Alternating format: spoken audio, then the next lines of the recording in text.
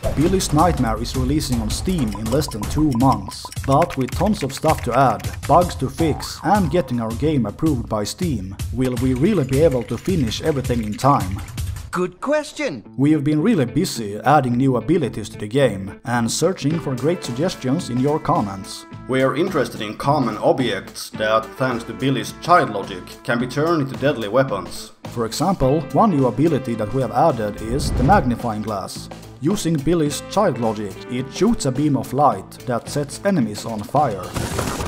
We have also added a paper plane that gives enemies a paper cut, which deals additional damage over time.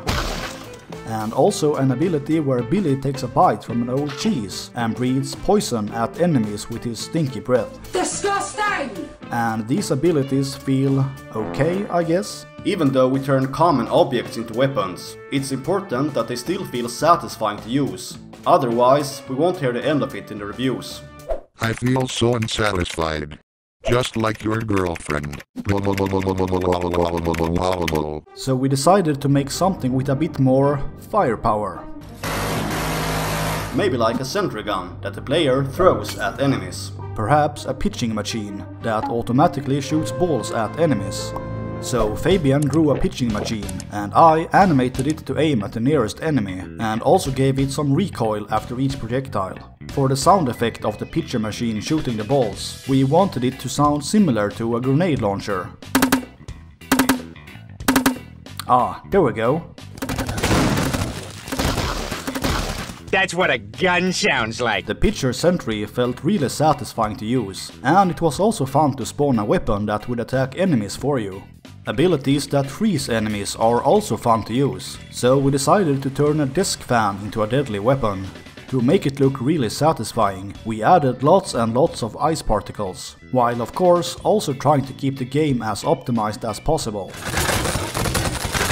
Because we don't want all the particles to make someone's computer explode. We then wanted to add some kind of ability that pulls enemies together and then damages them. So it felt like a good idea to add a magnet that pulls enemies towards itself and then damages them with electricity. The magnet and its lightning effects looked pretty cool and felt very satisfying to use. Magnets! Oh! After adding some new abilities, we now had to shift our focus elsewhere, because with the game's release date practically knocking on our door, Hello there. it was also time to add some fun Steam achievements to unlock. Luckily, we found some great suggestions on our Discord server. Patino Pistola wanted us to add an achievement where you have to complete the game while spending less than 10 teeth. We really liked this idea, but modified it a bit.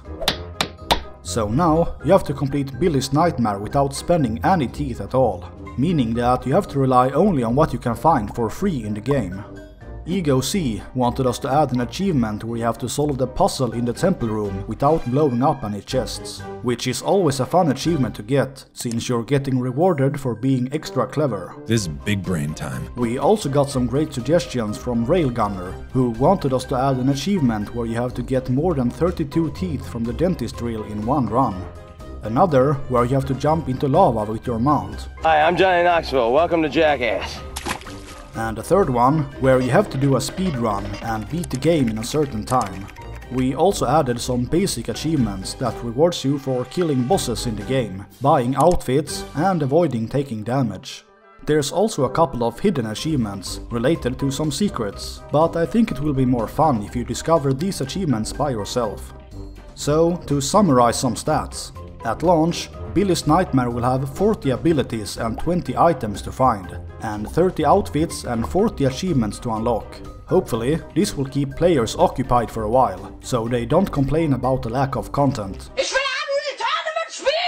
With all the abilities and achievements finished, it was now time to present Billy's Nightmare to the people at Steam, and pray that they would approve it for sale. I mean, the game is finished, so how hard can it be?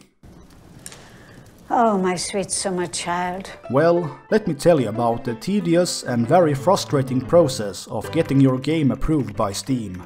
First of all, imagine you're texting with this girl who you're really excited to get a reply from, but she only texts you back every 3 to 5 workdays. And when she finally replies to you, she doesn't understand what you're talking about. What do you mean? What do you mean? What do you mean? So you have to text her an explanation and then wait for another 3 to 5 workdays.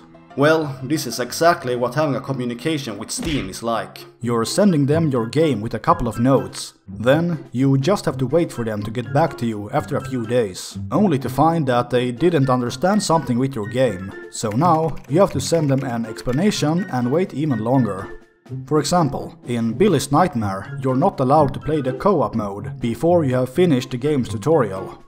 As an in-game explanation, the co-op computer in Billy's bedroom tells you that there's an update in progress, so you have to come back later. Surely, this won't cause any problems. It caused problems. The people over at Steam believed that there really was an update in progress with our co-op mode, so they rejected our game. Rejected. As you can't list features on your Steam page that's not in the game. So I made a temporary update to the game, where the tutorial was completed by default, so you can always interact with the co-op computer. I then uploaded the game to Steam for a second time. Surely, there won't be any misunderstandings this time. There were misunderstandings this time. In order to play local co-op in Billy's Nightmare, you need at least one connected controller, so that 2 people can play together. If a controller is not connected, the option to play local co-op is obviously grayed out. But the people over at Steam now believe that local co-op wasn't even in the game yet, as they played without a connected controller and couldn't click the grayed out button. No! Wake up! No! So they rejected our game again. This is worthless. I had now spent over a week just trying to teach the people over at Steam how to start the co-op mode. So, to make everything super obvious, I changed the text on the co-op computer to tell you to complete the tutorial first. I then changed the local co-op button to always be clickable, but it tells you to connect a controller in order to play. I then uploaded the game to Steam for a 3rd time. Surely, 3rd time's a charm. 3rd time wasn't a charm. This time, the people over at Steam pointed out that we marketed our game with an online co-op feature, but as they couldn't find one in the game, they rejected us once again. I found this very strange, as it's actually possible to play Billy's Nightmare together online, as long as you're using port forwarding or a free software like Hamachi. But according to Steam, the definition of online co-op is that players connect to online servers to find and play with each other. And since we don't have an online server, I had to remove online co-op as a feature from our Steam page. Which kinda sucks. My disappointment is immeasurable. Since marketing our game with an online co-op feature would really help with sales.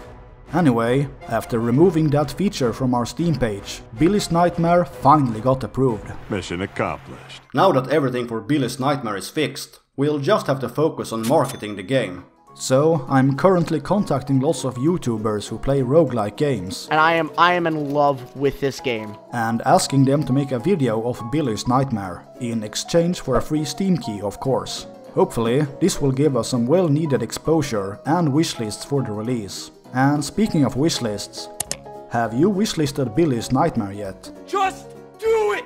Let me know down in the comments, and I'll see you in the next video.